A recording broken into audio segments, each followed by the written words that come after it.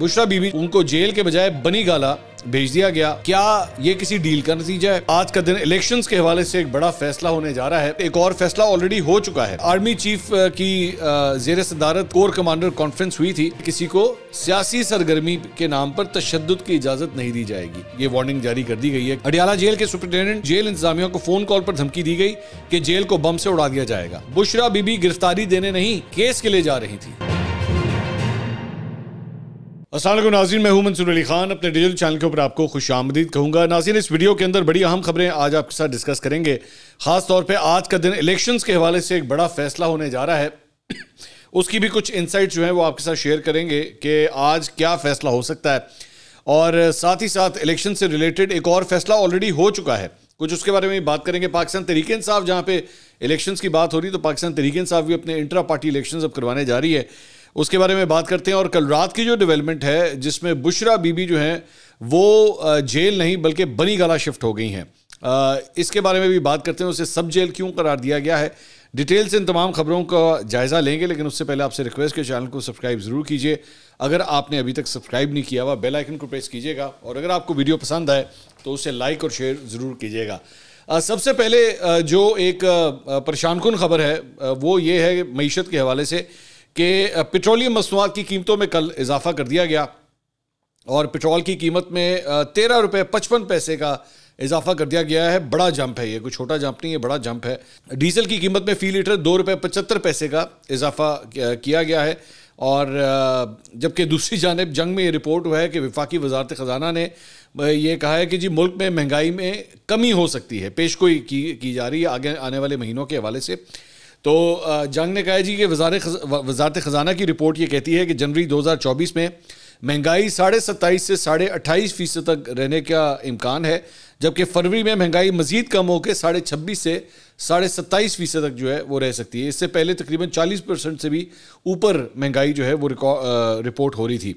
اور رپورٹ کہتی ہے جی کہ جب مالی سال کی پہلی شش ماہی میں معاشی استحکام آیا ہے، مالی سال کی دوسری شش ماہی میں برآمدات اور ترسیلات زر بڑھنے کی توقع ہے. اب یہ ذہن میں رکھیے گا کہ یہ پریڈکشنز ہیں، کہ ایکسپیکٹیشنز ہیں کہ اکانومی جو ہے وہ کس طرح پرفارم کر سکتی ہے. لیکن ایکچولی نمبرز کیا آتے ہیں، we'll have to wait and see that. اس کے علاوہ سب سے امپورٹنٹ بات کہ آرمی چیف کی زیر صدارت کل 262واں کور کمانڈر کانفرنس ہوئی تھی اور اس کے اندر ایک بڑی امپورٹنٹ بات جو ہے وہ سامنے آئی. اس میں کہا گیا کہ انتخابات میں الیکشن کمیشن کی معاونت کے لیے فوج کی تعیناتی پر تبادلہ خیال کیا گیا ہے. فورم نے کہا کہ کسی کو سیاسی سرگرمی کے نام پر تشدد کی اجازت نہیں دی جائے گی. یہ لائن میں دوبارہ ریپیٹ کر دیتا ہوں. فورم نے کہا ہے کہ کسی کو سیاسی سرگرمی کے نام پر تشدد کی اجازت نہیں دی جائے گی.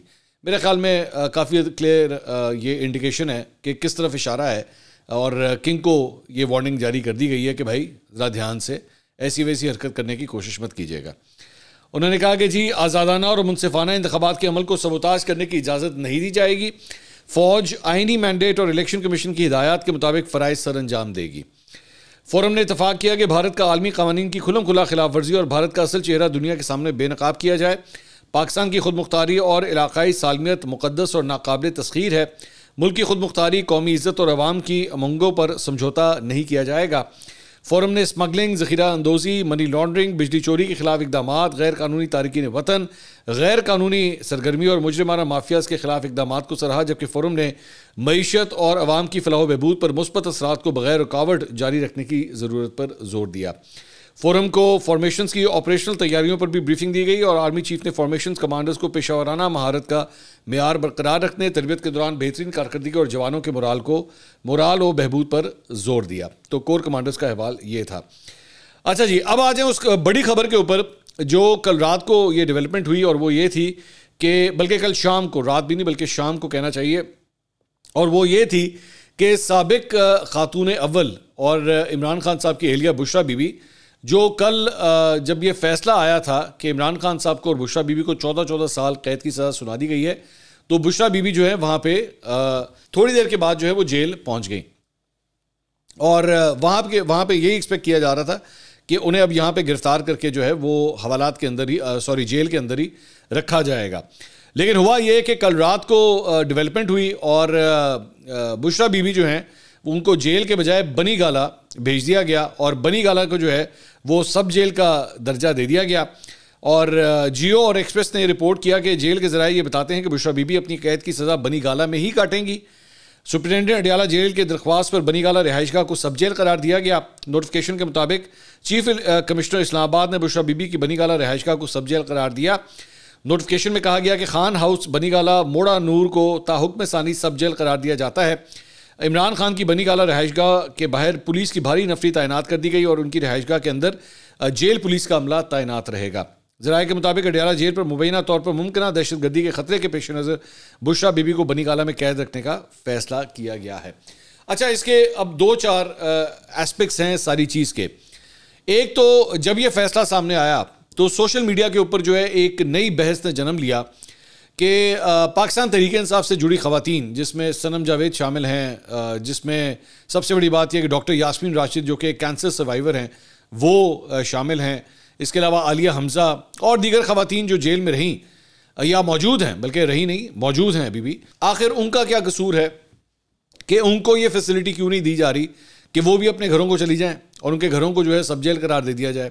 تو ایک جو ہے اس کے اندر یہ بات آ رہی ہے. دوسرا یہ سوال اٹھ رہا ہے کہ کیا یہ کسی ڈیل کا نتیجہ ہے کہ بشرا بی بی جو ہے ان کو جیل میں نہیں رکھا گیا جبکہ باقی خواتین جیل میں ہیں, بشرا بی بی کو گھر کیوں جانے دیا گیا؟ اس کے اوپر بھی سوال اٹھ رہے ہیں. کیونکہ ظاہر اور انٹرسٹنگ بات یہ ہے کہ یہ جو دوسری خواتین والی بات ہے یہ پاکستان تحریک انصاف کے اپنے کوارٹر سے یہ بات اٹھ رہی ہے کہ آخر ان کو اس بات کی اجازت کیوں نہیں دی جا رہی ان خواتین کو, اور یہ بشرا بی بی کو اسپیشل ٹریٹمنٹ جو ہے وہ کیوں دیا گیا ہے.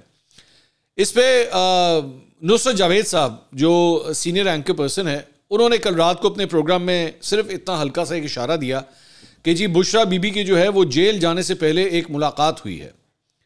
اب وہ ملاقات کس سے ہوئی ہے, ملاقات میں کیا طے پایا ہے, اس کی تفصیلات انہوں نے شیئر نہیں کی, لیکن انہوں نے کہا کہ ایک بڑی ہی اہم ملاقات جو ہے ان کی جیل جانے سے پہلے ہوئی ہے اور اس کے بعد وہ جو ہے وہ اڈیالہ جیل گئی تھی اور اس کے بعد جو ہے ان کو بنی گالا شفٹ کر دیا گیا. اس کا موازنہ جو ہے وہ مریم نواز کے ساتھ بھی کیا جا رہا ہے کہ مریم نواز جو ہے وہ بھی ایک زمانے میں ایک گیسٹ ہاؤس کے اندر جو ہے وہاں پہ موجود تھیں, لیکن اس کے بعد انہیں بھی جیل جو ہے وہ شفٹ کیا گیا تھا اور پھر اس کے بعد انہوں نے اپنی جو قید تھی اس کا کچھ عرصہ جو ہے وہ جیل میں بھی گزارا تھا, جس کا وہ ذکر اکثر اپنی پریس کانفرنسز کے اندر بھی کرتی ہیں. تو اس ساری صورتحال میں اس طرح کے یہ سوالات اٹھ رہے ہیں. لیکن یہ جو امپورٹنٹ بات ہے کہ اڈیالہ جیل پر مبینہ طور پر ممکنہ دہشت گردی کا خطرہ ہے, اس سلسلے میں ایکچولی اردو نیوز نے ایک خبر دی ہے, وہ ضروری ہے کہ میں اس کا بیک گراؤنڈ آپ کو بتا دوں. اردو نیوز نے کہا ہے کہ جی جڑواں شہروں راولپنڈی اور اسلام آباد کی مرکزی جیل اڈیالہ کو منگل کی رات بم سے اڑانے کی دھمکی آمیز کال موصول ہوئی تھی, جس کے بعد جیل کے اطراف سیکیورٹی کے انتظامات بڑھا دیے گئے. اڈیالہ جیل کے سپرنٹینڈنٹ اسد وڑائچ کے مطابق جیل انتظامیہ کو فون کال پر دھمکی دی گئی کہ جیل کو بم سے اڑا دیا جائے گا. حکام اڈیالہ جیل کے مطابق انہیں ایک نامعلوم نمبر سے کال موصول ہوئی. یہ دھمکی آمیز کال افغانستان کے نمبر سے کی گئی. اڈیالہ جیل کو 3 دن کے اندر بم سے اڑانے کی دھمکی دی گئی. ٹیلی فون کال میں مچ جیل پر حملے کا تذکرہ بھی کیا گیا. مچ جیل کے اوپر ابھی چند دن پہلے ہی ایک حملہ جو ہے وہ ہوا تھا. نامعلوم شخص نے فون کال پر کہا کہ ہم نے مچ جیل پر بھی حملہ کیا ہے اور اب 3 دن کے اندر اڈیالہ جیل پر بھی بم سے حملہ کریں گے. اڈیالہ جیل کو بم سے اڑانے کی دھمکی ملنے کے بعد ڈی آئی جی جیل خانہ جات راولپنڈی ریجن عبدالرؤف رانا نے متعلقہ اداروں کو بذریعہ خط آگاہ کر دیا. ڈی آئی جی نے سی پی او راولپنڈی کو بھی اپنے خدشات سے آگاہ کیا. خط میں استدعا کی گئی کہ اڈیالہ جیل انتہائی حساس جگہ ہے جہاں اہم سیاسی شخصیات قید ہیں. موجودہ حالات کو دیکھتے ہوئے سیکیورٹی کے انتظامات بڑھائے جائیں. خط میں مزید کہا گیا کہ اڈیالہ جیل کے اندر اور باہر ایلیٹ فورس کی جانب سے گشت بھی بڑھایا جائے. جیل کے گرد و نواح میں سرچ آپریشن کیا جائے تاکہ سیکیورٹی کو فول پروف بنایا جا سکے. ترجمان راولپنڈی پولیس سجاد الحسن کے مطابق اڈیالہ جیل کے اندر اور باہر چاروں اطراف سیکیورٹی کے انتظامات فول پروف کر دیے گئے ہیں. یہ فیصلہ ملک کی حالیہ امن و امان کی صورتحال کے پیش نظر کیا گیا ہے. اڈیالہ جیل کے سامنے عقب اور اطراف میں مزید سیکیورٹی اہلکار تعینات کر دیے گئے ہیں, جبکہ جیل کے اطراف گشت کو بھی مزید مؤثر بنا دیا گیا ہے. اڈیالہ جیل میں اس وقت مجموعی طور پر 7,000 سے زائد قیدی ہیں. اس کے ساتھ ملکی اہم شخصیات بھی وہاں پابند سلاسل ہیں. سابق وزیر اعظم عمران خان, سابق وزیر خارجہ شاہ محمود قریشی, سابق وزیر اعلیٰ پنجاب چودھری پرویز الہی اور سابق وفاقی وزراء فواد چودھری اور شیخ رشید بھی وہیں پہ قید ہیں. منگل کو اڈیالہ جیل کے باہر ایلیٹ فورس کے اہلکار سے غیر دانستہ طور پر گولی چلنے کا واقعہ بھی رپورٹ ہو چکا ہے. سیکیورٹی پر مامور ایلیٹ فورس کے جوان سے اچانک گولی چل گئی جو خوش قسمتی سے زمین پر لگی اور کوئی جانی نقصان نہیں ہوا. اب یہ جو بشرا بی بی کا وہاں پہ جانا ہے اس کا اس کے ساتھ بھی جو ہے وہ ایک تعلق جوڑا جا رہا ہے کہ کیونکہ وہاں پہ ایک تھریٹ تھی جس کی وجہ سے بشرا بی بی کو وہاں پہ شفٹ کیا گیا. لیکن اس کے بعد پھر ایک دوسرا سوال اٹھتا ہے کہ اگر اس خبر کے ساتھ ہی چلا جائے تو پھر دوسرا سوال اٹھتا ہے کہ اگر ایک خاتون اول، ایک سابقہ خاتون اول کو سیکیورٹی کی بنا کے اوپر گھر جانے میں یا ان کے گھر کو سب جیل قرار دینے کی فیسلٹی موجود ہے تو ایک سابق وزیر اعظم کو کیوں نہیں؟ ظاہری بات ہے عمران خان صاحب ان کی، اور ذہن میں رکھیے گا کہ ایک پرائم منسٹر اگر اپنے عہدے کے اوپر نہیں بھی موجود تو تب بھی اس کو جو ہے سیکیورٹی پرووائڈ کی جاتی ہے. تو اور خاص طور پہ اڈیالہ جیل کے اندر بھی ان کو سیکیورٹی پرووائڈ کی گئی ہے. تو اگر اتنی بڑی تھریٹ ہے اور اس تھریٹ کی وجہ سے بشرا بی بی کو یہ فیسلٹی دی گئی ہے تو پھر عمران خان صاحب کو کیوں نہیں؟ اور یہ جو دیگر افراد ہیں، شاہ محمود قریشی، پرویز الہی صاحب، فواد چودھری، شیخ رشید، آخر ان کی بھی زندگیاں اتنی ہی امپورٹنٹ ہیں تو پھر ان کو بھی اجازت دی جائے.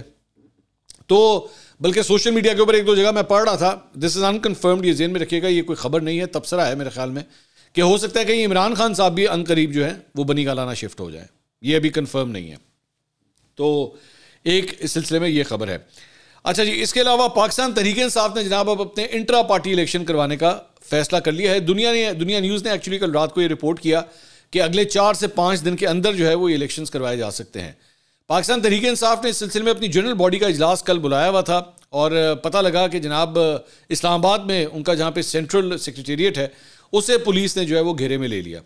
اور پاکستان تحریک انصاف نے اس کی شدید مذمت بھی کی، اس بات کی کہ ہم اگر یہ ایکٹیویٹی کر رہے ہیں تو ہمیں یہ ایکٹیویٹی نہیں کرنے دی جا رہی. اس سلسلے میں انٹرا پارٹی الیکشنز کروانے کے لیے رؤوف حسن صاحب جو اس وقت سیکرٹری اطلاعات ہیں پاکستان تحریک انصاف کے، ان کو اس مرتبہ چیف الیکشن کمشنر تعینات کیا گیا ہے. اور عمر ایوب صاحب جو کہ ایکچولی سیکرٹری جنرل تھے، ان کو اب اس مرتبہ چیف آرگنائزر کا عہدہ جو ہے وہ دیا گیا ہے.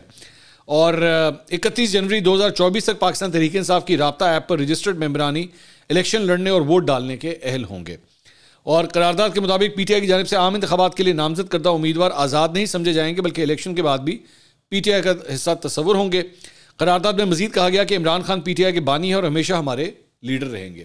تو یہ پاکستان تحریک انصاف کے حوالے سے یہ ڈیولپمنٹ ہے. اب آ جائیں ذرا کچھ الیکشنز کے حوالے سے. الیکشنز کے حوالے سے آج ایک بڑا اہم اجلاس الیکشن کمیشن آف پاکستان میں ہونے جا رہا ہے.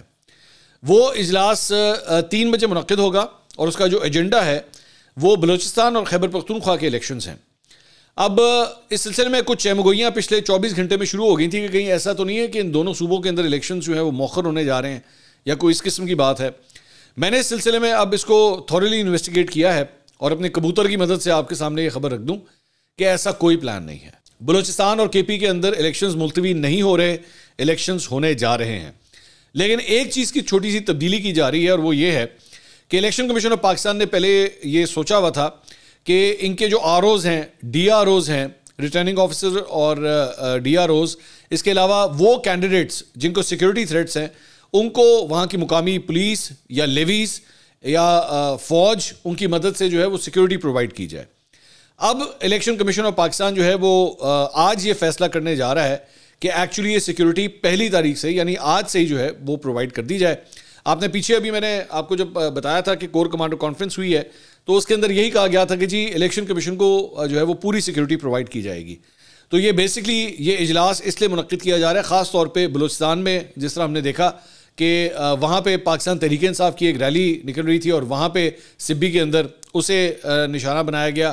اس کے بعد مچ جیل پہ جس طرح حملہ ہوا، خیبر پختونخوا میں جس طرح پاکستان تحریک انصاف کے ایک ورکر جو آزاد حیثیت میں الیکشن لڑ رہے تھے ان کو جو ہے وہ کل ان کا قتل ہوا، ان کے اوپر فائرنگ کی گئی.